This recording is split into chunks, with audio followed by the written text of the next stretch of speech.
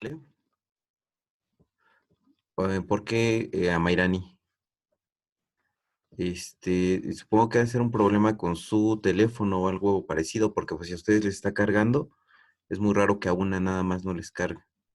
Sí, si está lento su internet, pues sería un poquito difícil. Menciónele que si no puede ingresar, voy a grabar de todas maneras la sesión para que se quede posteriormente ahí nada más ya. Bueno, vi su intención de ingresar, no hay ningún problema, pero que bueno, posteriormente escuche la grabación y pues pueda realizar los ejercicios que vamos a dejar. ¿Sale? Por favor. Bienvenidas a los que se están uniendo, bienvenidas. Pues bueno, vamos a iniciar. Les mencionaba, vamos a ver el día de hoy conductismo. Y pues bueno, voy a ir checando esta parte de algunas situaciones de conductismo. Si tienen dudas, por favor, les pediría que me lo hagan saber aquí por el chat, para que yo pueda leerlos. Está abierto mi chat, entonces puedo leerlos por ahí, ¿sale? Bien, vamos a dar inicio. Entonces, vamos a empezar con el conductismo. ¿Qué es el conductismo? Pues el conductismo como tal, ustedes ya lo leyeron, es una escuela dentro de las corrientes psicológicas de la psicología científica, es decir, ya la psicología actual, y pues es una escuela que se le atribuye un campo de adaptación humana, que se trata de una filosofía de la ciencia de la conducta. El conductismo como tal se va a caracterizar porque estudia solamente la conducta. Si ustedes recuerdan, ya habíamos hablado de psicoanálisis. El psicoanálisis trabaja con la mente solamente, ¿sale? Trabaja con procesos mentales, con la situación del yo, el ello, el superyo, la parte consciente, inconsciente, pero el conductismo no. El conductismo genera el estudio a partir del objeto de estudio que es la conducta. Eso le da un gran realce a esta corriente de la psicología porque como tal entiende los modos de ser del ser humano, pero desde la situación conductual, desde algo que puede observar. Es muy valiosa para la situación de la psicología porque a partir de ella se empieza a estudiar la psicología más a profundidad desde la situación científica y a partir de sus datos es que se puede hoy en día conocer a la psicología como ciencia. Entonces, pues bueno, tiene un gran atributo dentro de estas, ¿sale? A ella, a la situación conductual, se le atribuyen las teorías conductistas. Estas teorías conductistas son teorías del aprendizaje que durante mucho tiempo en el siglo pasado y antepasado todavía tuvieron gran repercusión en las cuestiones del aprendizaje. ¿Qué quiere decir esto? Que pues bueno, en nuestra forma de abordar el aprendizaje, todas estas conductas tuvieron una situación específica, ¿sale? Entonces hay teorías conductuales del aprendizaje que nosotros hoy en día conocemos y que bueno, se aplicaron directamente a la pedagogía o a la situación de la parte de la educación. Entonces, bueno, los teóricos conductistas brindaron en su época y momento valioso aporte a la educación mediante el estudio de la conducta y el comportamiento. Bienvenidas a las que se acaban de unir, acabamos de iniciar, no hay ningún problema. Los teóricos conductistas, pues mencionaban, brindaron una valiosa aportación a la educación mediante el estudio de la conducta y el comportamiento. Ellos mencionaban que la conducta era algo esencial para poder entender cómo se educaba a la persona y, lógicamente, para poder abordar la situación de su comportamiento. Se preocuparon por la conducta del hombre y cómo esta conducta influía sobre su aprendizaje y consideraron que el entorno puede ser una situación de un estímulo. Ahorita vamos a ver cómo se lleva a cabo el condicionamiento clásico y el condicionamiento operante, que son a partir de ellos que se crea pues precisamente su aporte a la educación. Y su objeto fue descubrir las leyes básicas del aprendizaje, cómo aprendemos, cómo nosotros generamos ese aprendizaje y pues lógicamente cómo se desarrolla la conducta a partir de ello. ¿Sale? Vamos a continuar.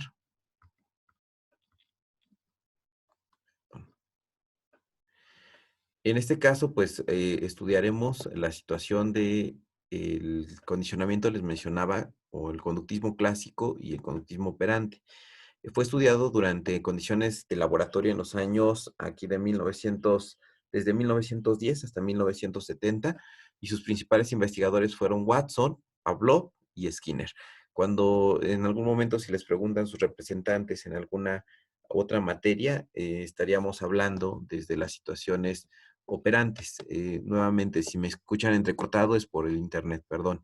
El condicionamiento entonces habla acerca de estos tres representantes que fueron los principales que estudiaron el conductismo, en este caso la conducta del humano, pero en entornos de laboratorio. Lógicamente lo hicieron con algunos animales o algunos sujetos experimentales, se les llamaba, como ratones, como perros, como palomas, entre otros, ¿no? En esta parte, aún con niños también se experimentó en algún momento.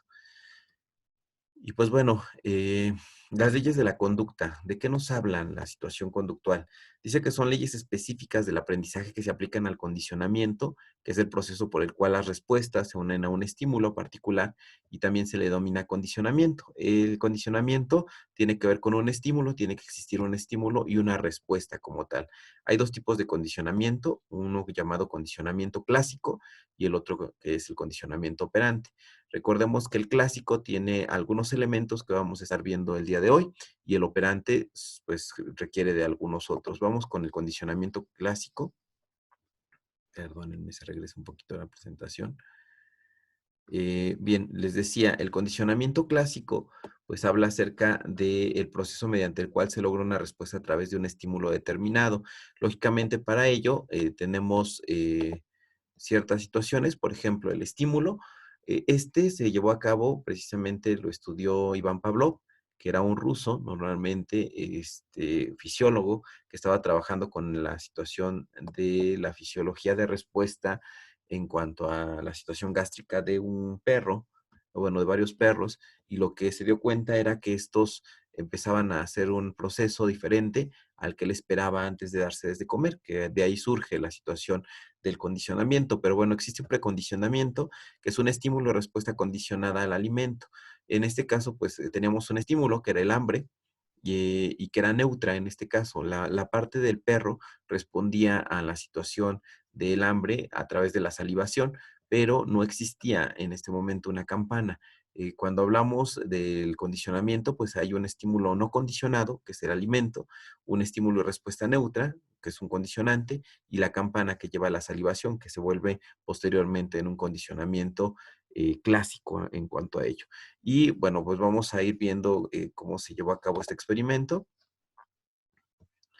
en el condicionamiento clásico. Y tenemos esta imagen. Para Pablo decía que, bueno, a este perro que lo tenían encerrado y que le tenían sus medidores salivales, ¿no? Para que pudieran medir su situación de procesamiento gástrico, se dio cuenta que cuando los doctores que estaban trabajando con este animal caminaban por cerca de la jaula donde él estaba o el lugar en donde él se encontraba, el perro, antes de que le enseñaran la comida o le dieran la comida, que en este caso pues es el huesito que está aquí, empezaba a salivar. Eso le llevó a entender que estaba pasando algo en el animal y por lo tanto lo que hizo fue generar un condicionamiento neutro. En el neutro, la situación del estímulo neutro es la campana, ¿sale? La campana normalmente va a ser representada con un estímulo neutro. ¿Por qué? Porque no provocaba nada en el perro. O sea, le hacían sonar la campana o el diapasón, se le llamaba por ahí, y el perro no reaccionaba. Entonces, posteriormente fueron asociando cada vez que se le daba alimento, se le hacía sonar la campana y el perro salivaba, pues lógicamente por el alimento. Sin embargo, posteriormente omiten la situación del alimento, que era el estímulo inicial, ¿no? Que estábamos viendo al principio, y entonces solamente se introduce el estímulo neutro, que era la campana. Sin embargo, aquí ya está introducido porque se asoció como un estímulo condicionado. Y entonces el estímulo condicionado va a provocar la respuesta condicionada, que es la salivación del perro. A eso le llamamos condicionamiento clásico. En esta parte, entonces, estamos hablando de que a partir de un estímulo que era normal, normalmente el estímulo natural del perro, ¿no? Frente a la respuesta de la comida, se va a convertir en una respuesta condicionada frente a la situación de la campana, que en este caso se volvería un estímulo condicionado, ¿no? En este caso. ¿Dudas o preguntas hasta aquí, chicas? Pueden escribirlo en el chat. Bienvenida, Nat. Qué bueno que se pudo conectar.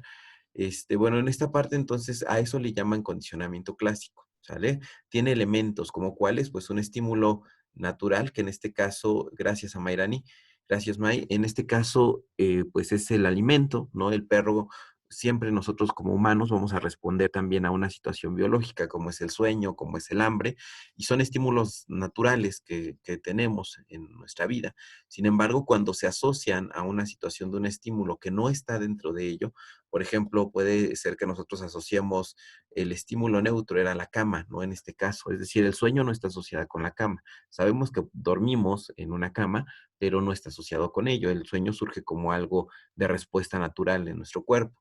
Sin embargo, cuando nosotros asociamos que la cama es para dormir, en este caso puede surgir que cada vez que estemos en nuestro cuarto y nos acostemos ante nuestra cama nos durmamos. ¿Por qué? Porque estamos condicionados a una situación de un estímulo condicionante, que en este caso sería, ¿quién? La cama, ¿no? Que en inicial no era un estímulo pues, que nos condicionara a dormir. Sin embargo, posteriormente a la asociación que se da, pues se termina convirtiendo en un estímulo, en este caso, condicionado. A eso les llamamos estímulos condicionados y a esto se le llama condicionamiento clásico. Bien, pues seguimos entonces, si no hay dudas. Les decía, también existe otro tipo de condicionamiento. El primero que les acabo de mencionar es el condicionamiento clásico, y este está postulado por Iván Pavlov, fue el primero que empezó a trabajar con él y fue uno de los que realizó trabajos específicos hacia ello, ¿no? En este caso. Y posteriormente está el condicionamiento operante. Dentro del condicionamiento operante, este surge posterior al condicionamiento clásico. Estamos hablando desde 1910 hasta 1970 que se hicieron estos estudios, pues más o menos en 1940 surgen estas funciones en cuanto al condicionamiento operante.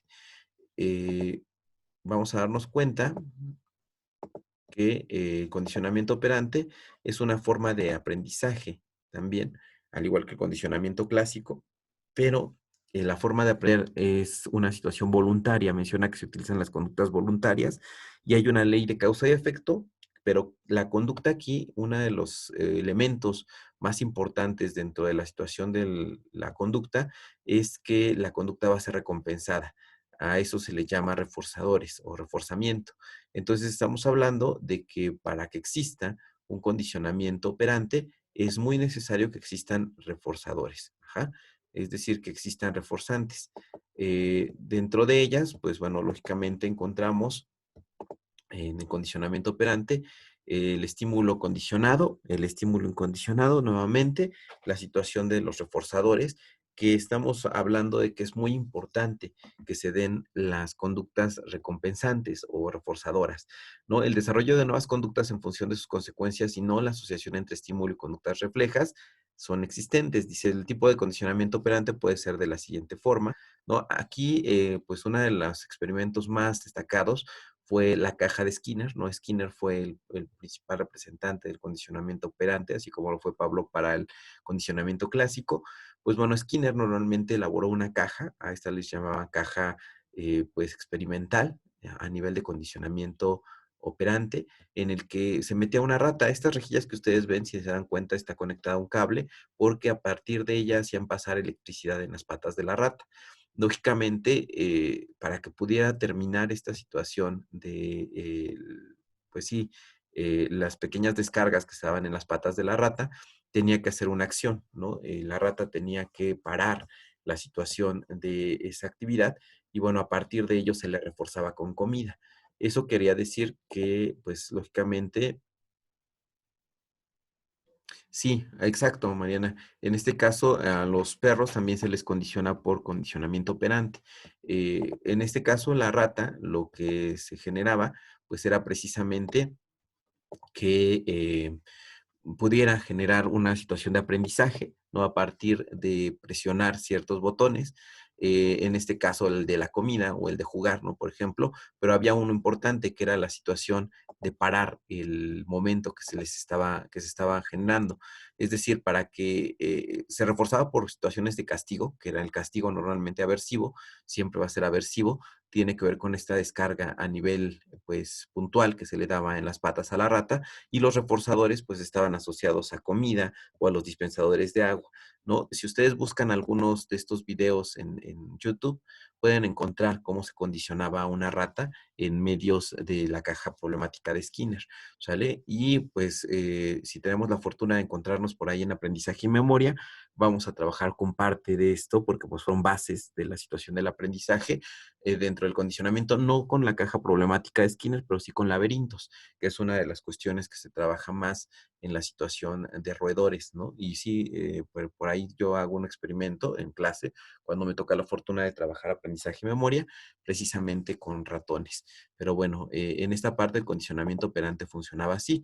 Les mencionaba, ¿no? Tendríamos que hablar entonces del modelamiento de reforzador y de castigo.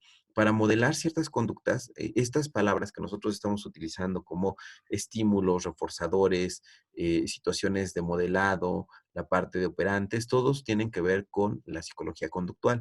Así es que ustedes los van a escuchar posiblemente en otras materias porque van a llevar materias que se relacionan con esta teoría, ¿no? Como es la parte del aprendizaje en la memoria, entre otros, ¿no? La parte de análisis experimental de la conducta, modificación conductual, tienen que ver precisamente con esta teoría. ¿Por qué se trabaja tanto en educación? Porque pues lógicamente sentó precedentes para lo que nosotros conocemos hoy en día como la educación pues tradicional, ¿no? Que se empezó a dar en algún momento. Hoy en día estamos sobre otro tipo de educación o sobre otro paradigma de la educación que es el constructivismo y otros surgimientos a partir de ello, pero el tipo de condicionamiento que se generó o la situación de las teorías conductuales que se practicaron durante mucho tiempo, pues fueron las conductuales. Bien, y pues para esto mencionábamos, ¿no? Hay tipos de condicionamiento operante, como son el moldeamiento, que las recompensas guían la conducta natural de un animal hacia la conducta deseada, y el reforzador, que nos ayuda a consolidar el comportamiento mediante el aumento de la frecuencia de la conducta deseada, y la parte del castigo, ¿no? Les mencionaba, el castigo siempre va a ser aversivo, lo disminuye la frecuencia de la conducta siguiente, o las consecuencias negativas debilitan la conducta indeseada. Dentro de los reforzadores vamos a encontrar reforzadores positivos y negativos y en el castigo también un castigo positivo o negativo. Esto dependiendo de lo que queramos obtener con el condicionamiento que se está llevando. Si se dan cuenta, pues el condicionamiento es muy controlado. Lo que busca precisamente es guiar a una respuesta específica en la parte del sujeto experimental, en este caso del humano. Así es que se introduce, ¿no? Digamos, el condicionamiento hacia la parte, pues, conducta del ser humano y enseña que tiene que hacerse ciertas habilidades o ciertas situaciones de la manera en que se le piden. De otra forma, pues no hay una situación de reforzadores. Y esto en la educación pasa mucho, ¿no? Hoy en día todavía, pues usamos la parte de reforzadores, ¿no? ¿Cómo se usan reforzadores? Pues a través de cumplir con trabajos, de una calificación, de retroalimentar a partir de ello. Por lo tanto, pues es parte todavía de la situación educativa esta situación de el modelar conductas específicas, ¿cierto? Pues bueno, ya ahí teníamos esta parte de repaso. Continuamos con la situación de, pues, la parte de cómo fue surgiendo, ¿no? Los primeros trabajos que se hicieron en conductismo, en la situación de la teoría conductual, fueron de Watson. Bueno, antes fueron de Pavlov, ¿no? En este caso con la situación de la psicología de la conducta clásica, pero posteriormente siguió Watson, que también trabajó con el condicionamiento clásico, ¿no? En este caso fue uno de los psicólogos americanos más importantes del siglo XX, conocidos por haber fundado la Escuela de Psicología Conductista, que se inauguró en 1913. La inaugurar esta parte de 1913 fue por los experimentos que se realizaban. Es célebre la frase que él mismo admitió como exageración, en la que sostenía que tomando una docena de niños, cualquiera, y aplicando técnicas de modificación de conducta, podría conseguir cualquier tipo de persona que deseara. Watson fue criticado, ¿no? En algún momento por la situación de que él decía que el conductismo podía solucionar las problemáticas del mundo, ¿no? Pero muchos se le criticaron porque, pues, era como condicionar solamente a la persona a que diera una respuesta específica a lo que se le estaba pidiendo. Y pues muchos no estuvieron de acuerdo porque decían es una situación de manipulación en la que pues no se le está dando la voluntad a la persona de decisión. Pero bueno, él fue uno de los primeros en trabajar con el conductismo.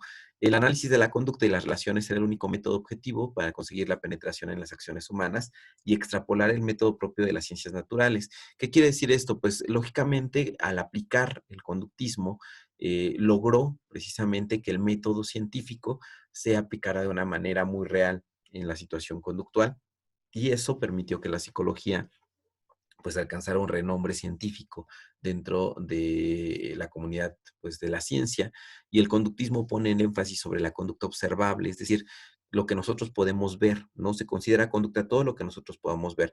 Dentro de esta parte, si ustedes más adelante lo van a observar, les menciono en la situación conductual, pero todo lo que sea conducta se observa. Si es algo que no es observable, entonces no es conducta. Para la situación del conductismo radical es así. Si yo, por ejemplo, camino, hablo, me muevo, digo, no aprieto un botón, pido comida, todo eso tiene que ver con una conducta observable. Algo que es un proceso no observable tendría que entrar, por ejemplo, el pensamiento, la situación del razonamiento. Eso lo deja fuera el conductismo. ¿Por qué? Porque lógicamente, pues no existe, no es algo que podamos observar. Yo no puedo observar cuando piensa alguien, pero puedo observar la manifestación de ese pensamiento, que sí, eso sí es conducta.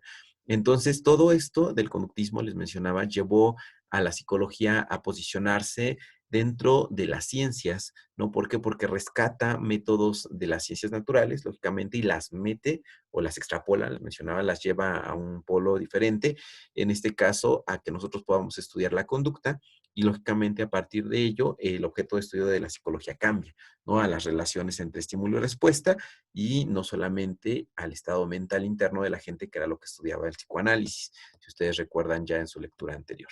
Bien, y por lo tanto, la primera generación, pues fue, ya les mencionaba, Iván Petrovich Pavlov, que es conocido sobre todo por el aporte en el conductismo a la formulación de la ley de reflejo condicionado, o que también dio pie a la situación del condicionamiento clásico. Realizó el famoso experimento que consiste en teñir una campana, es decir, sonar una campana, inmediatamente antes de dar el alimento a un perro, para concluir que cuando el animal estaba hambriento, empezaba a salivar en cuanto escuchaba el sonido habitual, y abrió nuevos caminos a la psicología, a la psiquiatría, inclusive a la pedagogía, ya que pudo considerarse toda forma de educación como esencialmente basada en la formación de los reflejos condicionados. Mucho tiempo la parte de educación estuvo basada en esto, que nosotros aprendíamos precisamente a partir de condicionamiento. Y pues les mencionaba, ¿no? Todavía hoy en día existen pues vestigios de que es así, ¿no? Que las leyes de condicionamiento ayudan dentro de la situación de la parte pues educativa. Les mencionaba, aquí está una imagen, ¿no? En cuanto a cómo se llevó a cabo el condicionamiento, ya se los había enseñado y les expliqué anteriormente, pero creo que las situaciones estaban en inglés, ahorita están en español: el estímulo incondicionado, la respuesta incondicionada, el estímulo neutro, que era la campanita, la respuesta no condicionada, les decía, el perro no salivaba, hasta que se asocia el estímulo neutro con el estímulo incondicionado. Y entonces, posteriormente, este estímulo que era neutro se convierte en un estímulo condicionado y entonces se da una respuesta condicionada. Bien, frente a ello estamos en la ley del reflejo condicionado o el condicionamiento clásico, que también es conocido por nosotros. Bien.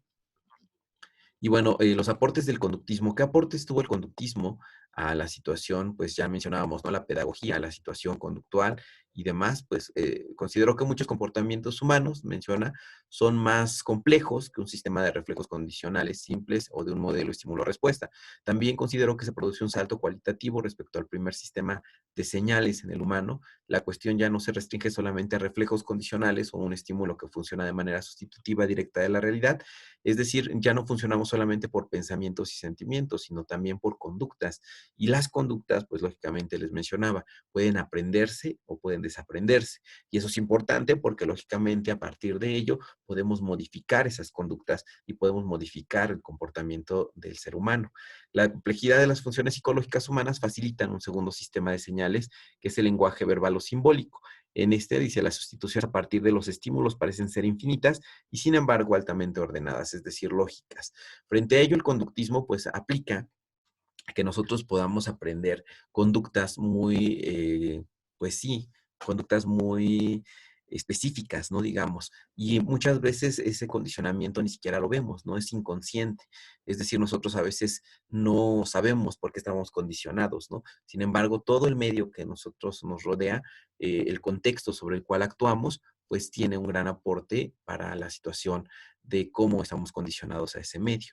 Bien, frente a ello, entonces, pues los avances, ¿no? Que ya mencionábamos ahorita, como recapitulando, pues tienen que ver con la situación de cómo nosotros hemos puntualizado estas, pues, situaciones de conducta. La segunda generación que les mencionaba, la primera tiene que ver con el condicionamiento clásico, la segunda, pues, tiene que ver con el condicionamiento operante, y ahí entra Frederick Skinner, de 1904 a 1990, fue un psicólogo, filósofo social y autor estadounidense que desarrolló un trabajo pionero en psicología experimental y defendió el conductismo, que considera el comportamiento como una función de la historia ambiental de refuerzo. Skinner fue uno de los principales y más importantes psicólogos dentro del conductismo pues operante, ¿no? Mencionaba que el ambiente implica para que se refuercen ciertas conductas en el ser humano. Lógicamente lo hizo con la situación de sus experimentos. Por aquí dice la superstición de la paloma. Dice, es un experimento que utilizó en el que participaron 8 palomas hambrientas, las cuales fueron introducidas en la llamada caja de Skinner. No solamente ratones, sino también palomas se introdujeron ahí. Y en esta, dice, las palomas disponían de comida a intervalos regulares con independencia de respuesta que emitieran. Un aspecto importante de este experimento fue la respuesta condicionada que adoptaron las palomas. Yo les invito a que puedan buscar estos experimentos específicamente en YouTube, están ahí y van a ver cómo las palomas eran condicionadas a través, pues, de procesos específicos. En sí había algunas que aprendían en automático a dar vueltas en su propio eje y picar la situación de pues bueno, estos botoncitos de colores que a ellas fueron pues puestas, ¿no? En cuanto a cómo tenían que responder. Eh, pues Skinner fue uno de los principales, ¿no? Que trabajó con esta parte de responder, ¿no? Frente a la situación de la caja problema. Esta es una caja problema para palomas, ¿no? El recinto albergaba la paloma, la llave de la respuesta tenía que picar, el interruptor que llevaba información y el registro, ¿no? De acumulativo. Lógicamente el dispensador de grano era que cada vez que ya hacía la respuesta correcta se le daba, pues, grano, ¿no? Una comida específicamente. Eso es un reforzador. Y pues bueno, Skinner pues llamaba a su clase de conductismo radical. ¿Por qué? Porque basaba la filosofía de la ciencia del comportamiento que busca entender el comportamiento como una función del medio ambiente del pasado, perdón. En este caso estamos hablando de que los estímulos precisamente provocaban la conducta y frente a eso, pues él decía que solamente podemos aprender a partir del condicionamiento que nosotros tenemos en el ambiente. Dice, un análisis funcional del comportamiento hace posible producir tecnologías de comportamiento a diferencia de otras formas de conductismo. No acepta eventos privados como pensamiento, la percepción o emociones no observables en encuentros causales del comportamiento de un organismo. Para él, el pensamiento, la situación de las emociones y la percepción no era más que una situación de respuesta conductual al ambiente. Por eso se le llama conductismo radical. En sí, él estaba en contra de la situación cognitiva. Posteriormente, pues otros autores dentro del conductismo son los que aportan a la situación cognitiva y pues es así como se crea la situación cognitivo-conductual que hoy conocemos o la corriente cognitiva conductual. Sin embargo, él no estaba dentro de ella, ¿no? No la consideraba como algo, pues sí, específicamente respetable, ¿no? Por eso el conductismo radical de Skinner. Dice, este creía que el comportamiento es mantenido de una condición a otra a través de consecuencias similares, idénticas o por medio de estas situaciones, los comportamientos son factores causales que son influenciados por consecuencias. Y bien, pues la tercera generación, ya de ellos estamos hablando de cognitivo-conductual, ya no solamente son conductuales, pues entra Albert Bandura, que nació ya en 1925 en Alberta, Canadá, y fue educado en una pequeña escuela elemental. Ya ellos son conductistas, pero de nueva generación. A los primeros de la primera generación, pues se les considera clásicos, a los segundos se les considera operantes, y a estos de tercera generación se les consideran ya de aprendizaje social, se les llama, o de condicionamiento de aprendizaje social o observante. Ellos decían que pues nosotros aprendemos a partir de la observación, que aprendemos a partir de los castigos que se le hacen a otro o del condicionamiento que se le hace a otro y a partir de la experiencia de otros, pues es que nosotros aprendemos. Sus aportes al conductismo pues fueron que dio mucho énfasis a experimentos que focalizan sobre variables que pueden ser observables, medibles y manipulables, y pues rechazó todo aquello que sea subjetivo, interno y no disponible, por ejemplo, pues lo mental. ¿No? En sí, si ustedes se dan cuenta, el conductismo rechaza mucho de la situación del pensamiento y de la situación mental, que era lo que pues estudiaba el psicoanálisis. En el método experimental, el procedimiento estándar es manipular una variable y luego medir sus efectos sobre otra, que a esto le llamó el fenómeno de aprendizaje por observación o modelado, y su teoría usualmente se conoce como teoría social o del aprendizaje. Pero ya estamos hablando de pues, la tercera generación de conductistas. Por aquí hay un experimento que se le llama experimento del muñeco bobo, también si tienen la oportunidad de leerlo, o de verlo, porque está también puntuado ahí en los videos de YouTube. Se hicieron ya en los 90 algunos de ellos. Entonces, pues pueden bien observar cómo se trabajaba con la situación de pues estos experimentos que se llevaban a cabo. Bien, ¿dudas o preguntas hasta aquí, chicos? Sí, es parte del aprendizaje observacional, Mariana. Ok, Liz, gracias, Nicole. Les mencionaba esto, pues los van a tocar nuevamente porque es parte de teoría, ¿no? Lo van a ver otra vez en aprendizaje y memoria mucho más a profundidad. Lo van a ver en análisis experimental de la conducta, en teorías del aprendizaje, en la situación de, pues, en otras materias que puedan ustedes enriquecerlo. Ajá, sí, José Luis, normalmente están ahí. Búsquenlos en YouTube todos los experimentos que se hicieron, porque esos sí ya están datados. ¿Qué quiere decir? Que sí se filmaron en algún momento, ya muy viejitos se ven, pero sí se filmaron, ¿no? En la parte, pues, de los experimentos que se llevaban a cabo. Bien, pues, y el modelado de teorías sociales del aprendizaje, pues ya son nuevas teorías que se llevan a cabo hoy en día para el trabajo precisamente de la combinación de algunas teorías que les llamamos teorías pues observacionales, ¿no? O la parte de cómo se genera. Esta teoría observacional del aprendizaje social de Bandura, pues tiene elementos como es la atención, la retención, la reproducción y la motivación, que es lo que lleva a actuar a una persona a partir de estas situaciones, ¿no? Y bueno, ahí termina la situación de la presentación del día de hoy. Si se dan cuenta, pues es entender al conductismo de sus escuelas, dividirlas, ¿no? La escuela clásica, la escuela conductual operacional y esta última que es del aprendizaje por observación. Las dos más importantes, digamos, para la materia, pues son la primera, la clásica, y posteriormente la operante.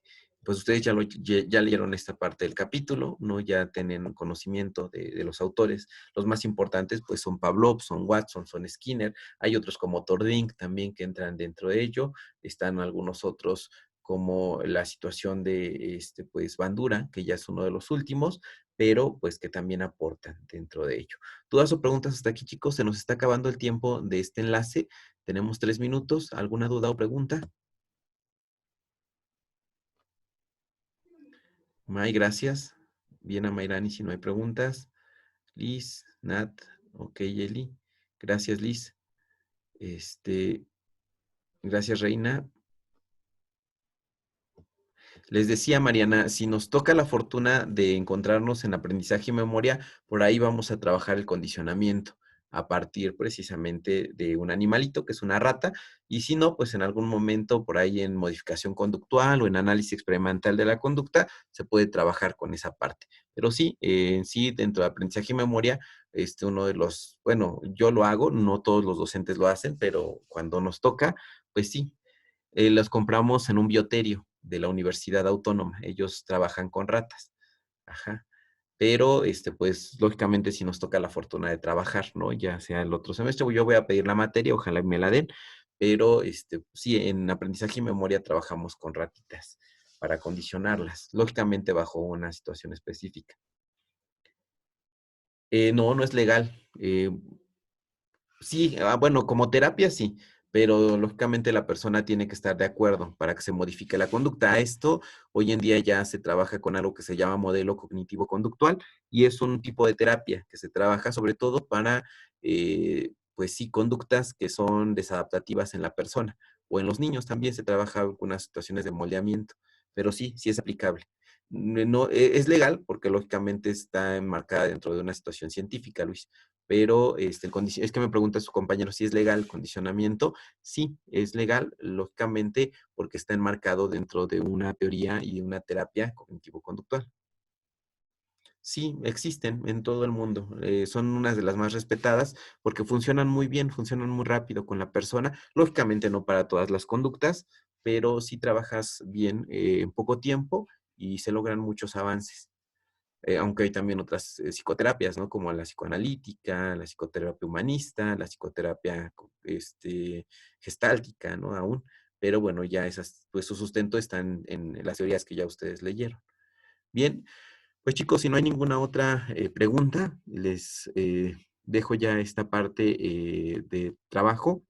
Gracias por lo que ya hicieron en cuanto a la situación. En la próxima clase vamos a estar abordando lo que es la situación humanista, que era lo que les tocó, me parece, ¿cierto? y les pediría que continuemos con la lectura de del siguiente capítulo. Yo les dejo las instrucciones ahorita en Classroom para que ustedes puedan ahí hacer el trabajo. Me voy despidiendo porque ya se está cerrando esto y me va a sacar como en menos de 50 segundos. Si no hay dudas, pues bueno, yo estoy para servirles en Classroom. Ahorita les dejo ya su actividad en Classroom para que ustedes puedan realizarla para la próxima clase. Y pues bueno, esta clase yo se la subo en unos minutos una vez que se cierre y que empiece a convertirla.